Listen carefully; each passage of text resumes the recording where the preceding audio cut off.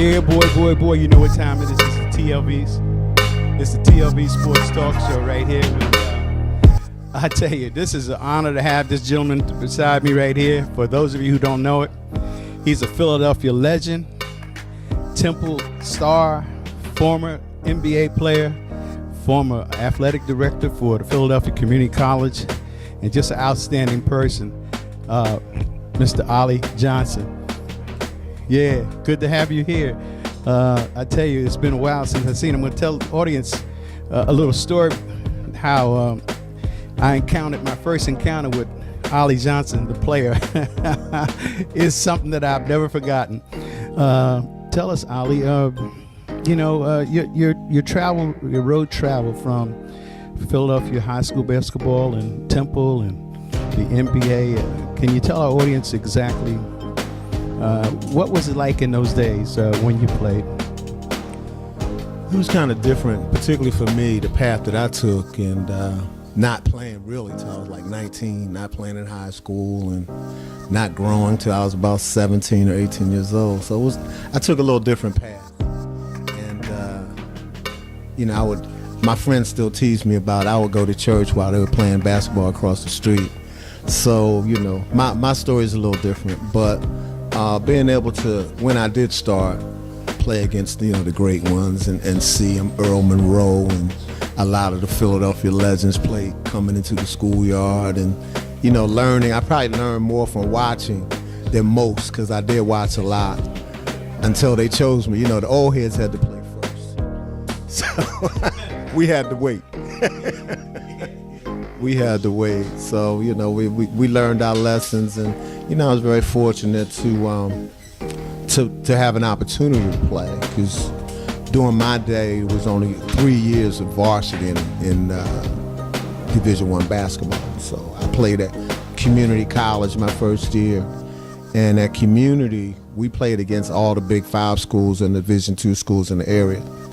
So that's how I got my chance, playing against Temple and Villanova and those schools, and having a pretty good game. So that's where I got my opportunity.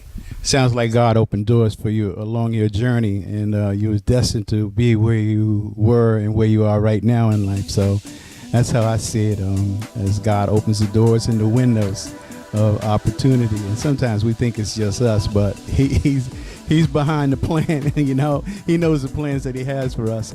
But let me ask our audience right quick, just what was it like playing against Earl Monroe, and the competitiveness? Compare it to today with yesterday. How are the kids in your eyesight, and what you see as far as competition at all levels? Well, fortunately for me, I never really had to guard Earl. But it was a lot more physical.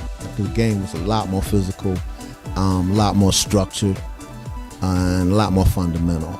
I think players now are more athletic, not necessarily better, but bigger, more athletic, and less technical. Because going into the pro game, when I started, you had to come out of college, so we had that grooming and that seasoning. But now kids are coming out and they're still learning the game. They're still 18, 19 years old, and really haven't traveled and been exposed to the things that professionals are supposed to. So it's a lot different in a lot of ways. Yeah, I agree, and that's why the rules have been changed to meet the culture. And a lot of us OGs and triple OGs, we see things differently. How do you see as far as the rule change and the money financially? Let's talk about that a little bit. So that's two questions there. Well, the rules have changed. I think the game is a lot more focused on entertaining than basketball. I mean, not that we weren't entertaining. I think that, things do change. I mean, guys are athletic, so they love the dunks and the three-point shots and things that excite players and fans. So it's really fan-based and fan-focused. The money, I mean, we really don't have a conversation about that, because what we made and what they make now is apples and oranges, and for good reason. I mean, basketball is it's the youngest sport, it's the youngest pro sport, and you can only get paid what's in the pool.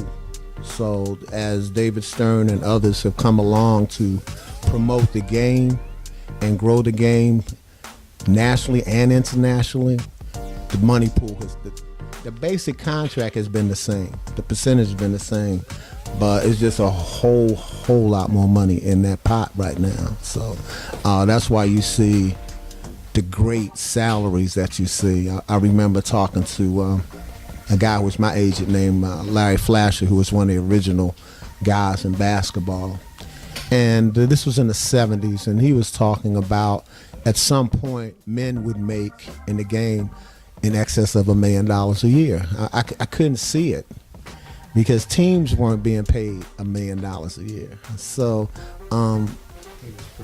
he was prophetic, and he saw it because he understood the growth and the potential of the sport. So I was fortunate enough to not be shocked by what's happening. I'm amazed by it, trust me. But I'm not shocked by it. Yeah, it's a wonderful thing. I know you have in this final segment here. I know you have many memories of your NBA days. So as you go back to your subconscious mind, what's one outstanding memory that you have playing in the NBA? It was the year that the ABA and the NBA merged, and to see guys like David Thompson on a regular basis and Ice on a regular basis, the game did become a lot more exciting. And it was a tough year for me because most of those guys played small forward. So, I got a lot of sleep. Had a lot of nightmares. But that was a great year for the game, I think, because the game really did change at that point in time. There's a lot more running, a lot more dunks, and it was exciting. So I just really remember that year. Yeah, that's a wonderful thing. I want to tell the audience what my favorite memory is of Ollie Johnson. Okay, it's quick, but it's the truth. We had a little pickup game down in New Jersey Athletic Club in Route 38. Frank Pringle was the owner, I remember it correctly. And so I come in the gym, I see Ollie Johnson's in there, and I say, wow, this is going to be a really, really, really great moment in time. I get to play against Ollie Johnson. So it was a small pickup game. So I have the ball, we're in the middle of the game, and I'm coming downhill real hard, and I see Ollie at half court.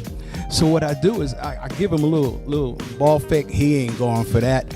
So I went through his legs, and I said, I got you now in my mind, So I went to take another dribble. Ollie Johnson was laying the ball up, man. He stole the ball from me after I went through his legs. I said, what the heck? He had them long arms, and I didn't bring the ball back in to protect it. He just took it. I went to make another dribble, man. Ollie was laying that thing up. He looked at me. That's what you get, young boy. I'll never forget that, Ollie. I never forgot that. I forgive you for it, but I never forgot that. My moment with Ollie Johnson. Well, look, Ollie, it's really it's an honor to have you on this interview, and much success to you in your endeavors right now. And we're in our golden age. People say we're senior citizen. I disagree. I know, at my age, I played ball since 1956. All right, so yeah, so I think at this point in life we're really having our most fun, really, in life. Life is good, so I know life is good for you. We have our moments where it's challenging, but life is good. Memories last forever. Great memories, and I think back and I smile most of the time. So I've been fortunate. To come from South Philly to community college to pro game and back to community college. It's been a good run. Yeah, it's a wonderful thing. Well, folks, this is the infamous Philadelphia legend, Ollie Johnson, former NBA player, former athletic director for Philadelphia Community College, former outstanding player at Temple University, Philadelphia Philadelphia, Philly. It's a Philly thing, man. I tell you, you gotta be from Philly to really understand what we're talking about. And those of you who are from Philly, you know the Philly connection between the ball players and the people in Philadelphia. It is the city of brotherly love. So thank you again for coming on the air. We really appreciate it. I gotta shake your hand. Appreciate you. In the meantime, in between time, everybody knows the deal. We're off like a dirty shirt. Put it in the book.